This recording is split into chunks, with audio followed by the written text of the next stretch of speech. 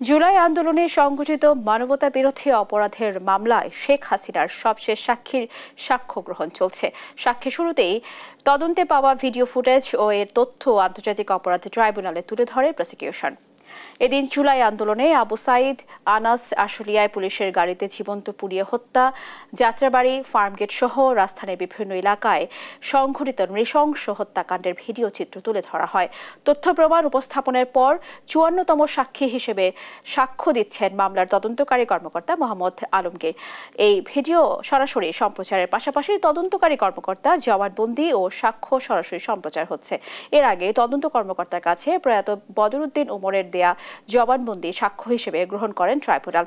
সাক্ষ্য গ্রহণ ও যুক্তিতর্ক শেষ হলেই নির্ধারণ করা হবে রায় ঘোষণার তারিখ।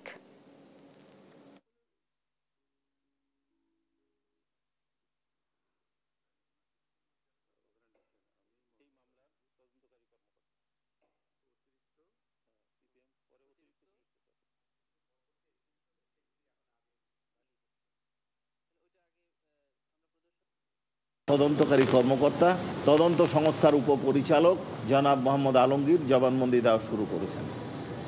জবানবন্দি দেওয়ার শুরুতে উনি শপথ নেওয়ার পরে যে সমস্ত বিষয়গুলো এক্সিবিট করছেন, উনি এখন পর্যন্ত ১৭টি ভিডিও ফুটেজ অনারেবল ট্রাইব্যুনালে উপস্থাপন করেছেন।